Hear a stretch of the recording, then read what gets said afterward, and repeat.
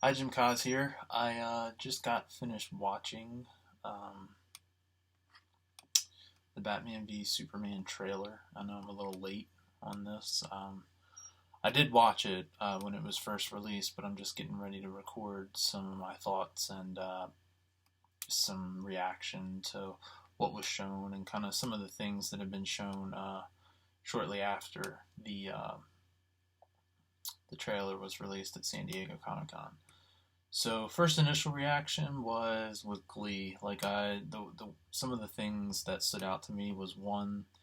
Um, I know a lot of people were worried. Batman is my favorite superhero, so kind of the way he was going to move in the movie, like he's not going to be super stiff because I know a lot of the fan criticisms coming out, seeing some early shots of Ben Affleck in the suit was he looked kind of bulky, kind of uh,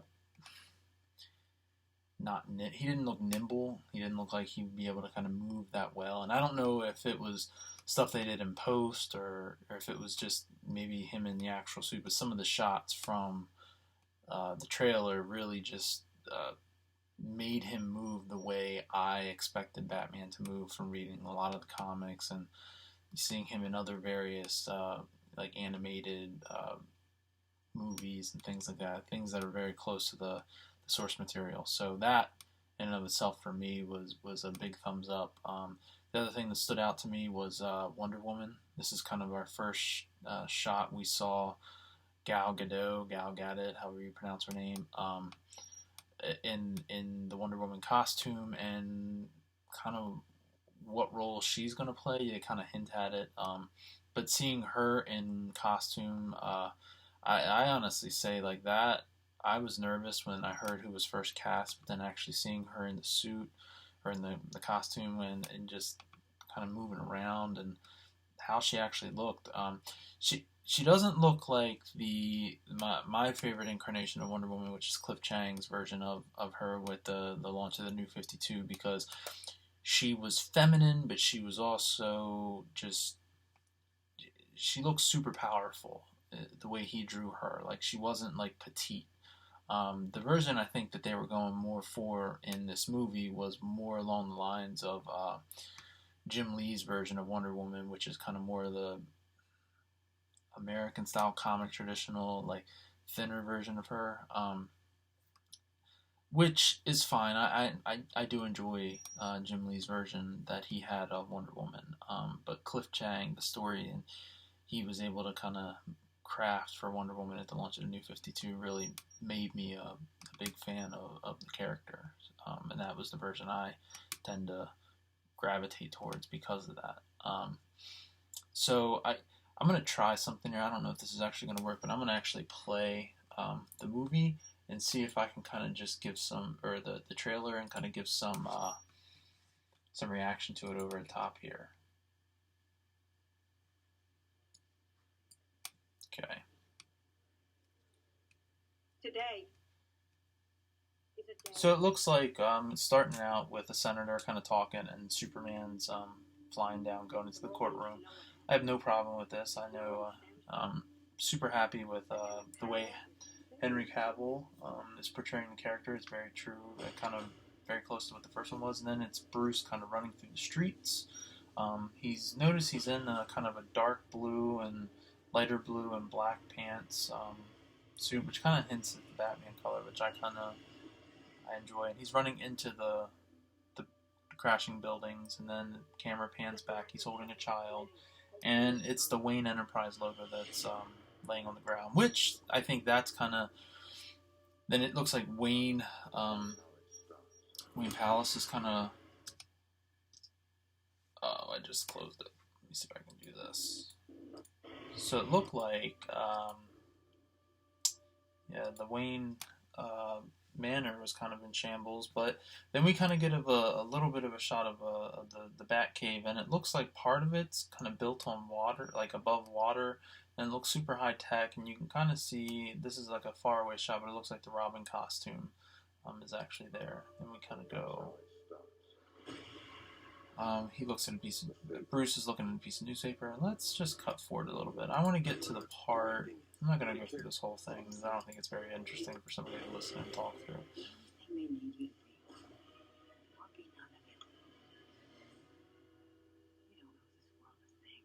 I love that line that Martha Kent's given Superman or Clark or Cal. She said, you don't owe this world a thing, but I just wish that she would have punctuated it more and said, you don't owe this world a damn thing, and just kind of left it at that. But I love that line. I think that's a super well crafted, well written line especially for him and his character. And this is kind of where the trailer picks up. Yeah, we've heard that line before in one of the previous trailers from Lex. 20 years and he has the about the entire. One of the other things I noticed from this trailer was we heard Ben Affleck speak as Bruce a few times in this.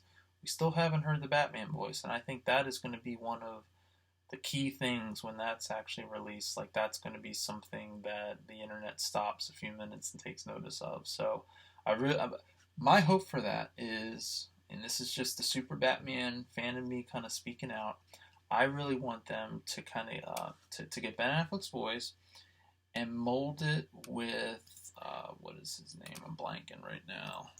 Figures, according to video, blanking. Hold on one second.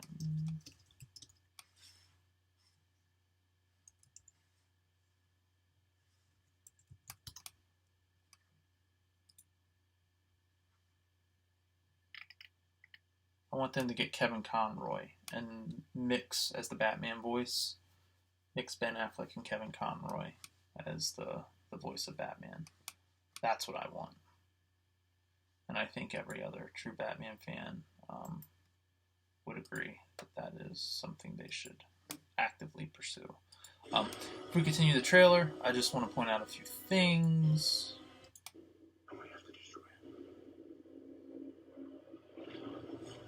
When the action really picks up in this trailer, I'm going to kind of give a brief run through the last 20 or 30 seconds of it. It hits, they kind of throw a lot at you, and I think it was a lot of stuff they had done. Wonder Woman doing her smashing of the bracelets together is awesome. Batman fighting in a desert somewhere, and the way they showed a very, very quick shot of Batman fighting. He looks super nimble, which is something I was really, really hoping to see. And him fighting Superman in the self-preservation suit. Superman, they make it cut to where it looks like Superman's shooting lasers at Batman on the wall. We don't really know for sure. I'm really curious to see how Lex. I think Lex is going to be more of the guy in the beginning who's kind of meddling and stuff, and then you don't really see him as a threat until the third act, and it's probably going to be close to the end of the third act. But I really want to see them go into that. So, okay, kind of run through the trailer. Here's what my hopes are for it. I really hope Superman in the comics has always said Batman is the most dangerous man in the world. Super smart. He has, a very large resource to pull from, and he knows when to execute, when to pull back, and when to be patient, and when to go. And he's one of the smartest minds in the DC universe. I want them to give Batman true power in this by going toe-to-toe with Superman and bringing him to his knees, all without kryptonite. I don't want Batman to use kryptonite. I know people say, well, it's a self-preservation suit, and that's kind of how he did it in Dark Knight Returns and all that. I get it. I want Batman to go toe-to-toe with Superman and practically beat him, all without kryptonite. Well, how's he going to do that? Isn't kryptonite his thing? He's used it in the comics a lot, yes. One of the ways that they can kind of bring...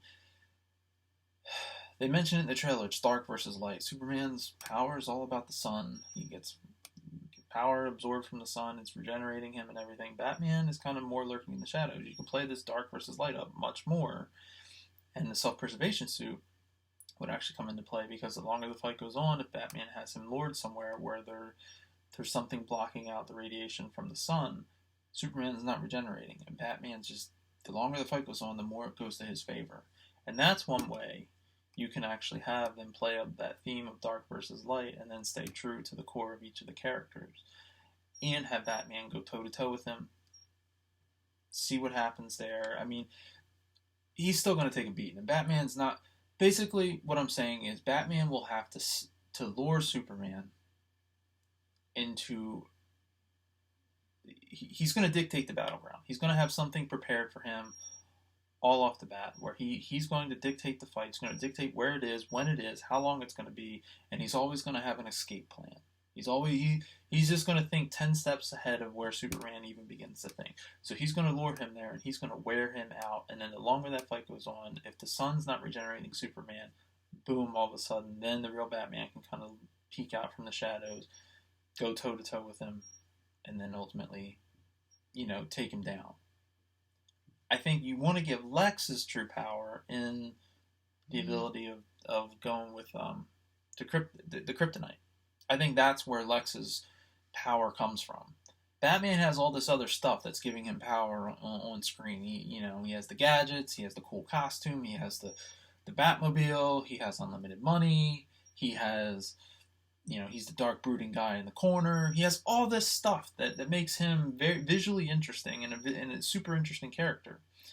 Lex, one of his only things, he has money, and I think you got to give him the kryptonite.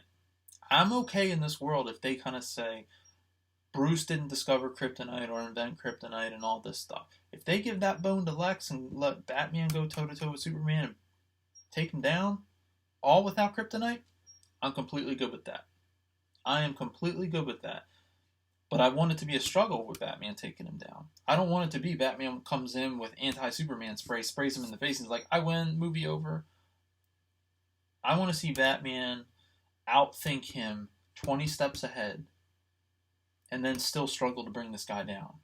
But ultimately, his wits and his will to not give up ultimately are the reason he wins.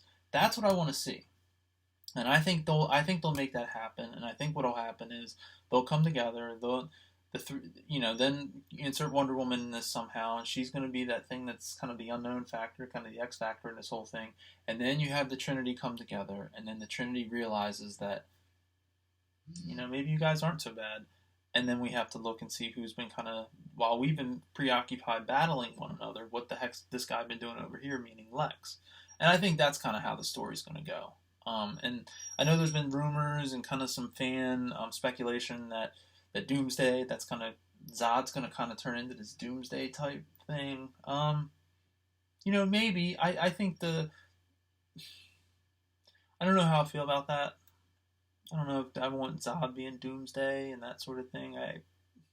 Just feels a bit odd to me. Maybe you created him based on the DNA, but it's not really Zod. It's another being in itself. I'd be kind of more okay with that. I think the other thing I'd be okay with, if you went that route, was you're taking the DNA from another Kryptonian and you're kind of mending it with the kryptonite thing that you had and kind of splicing them together, saying, this is the weakness he has. I'm going to make my own pet Frankenstein thing here.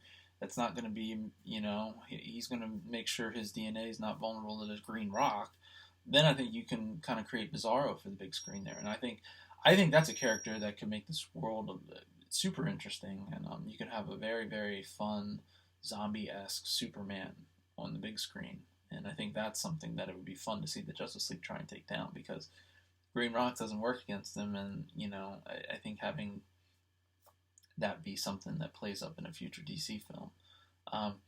That's my reaction to it. I'm going to try and edit this and see if I can insert some images as I'm talking here for this. But, I'm super excited about it. I think some of the things that have been coming out after San Diego have not been flattering of Ben Affleck, meaning I've seen a few magazine covers of Ben Affleck, and it looks like they're just bad photos of him in the suit, and from the live action shots of him moving around, he doesn't appear to be bulky or have no neck. Some of the magazines that have been coming out afterwards shows him where he's like no neck guy, and it's kind of like, all right, man, come on. So maybe let's get some more complimentary photos of Ben Affleck in the suit, and don't be afraid to let the cape come over the shoulders a bit. I mean, every shot I've seen, that is the one thing I would say. I like Batman when it's here and kind of goes back, and his shoulders are covered by the cape usually. But the way they're doing it, it's like here and then straight back, and his shoulders are out. I like the here and then it's usually down, kind of more as closely resembling how Tim Burton did it, where the cape is usually covering the shoulders, and you can't really see what he's doing, kind of with his hands a lot of the time because he's usually reaching for gadgets or something. Hitting the 15-minute mark, so I think I'm going to call it there. Hope you enjoyed this video. It's my reaction to it, and I'll be looking to post more later. Thanks.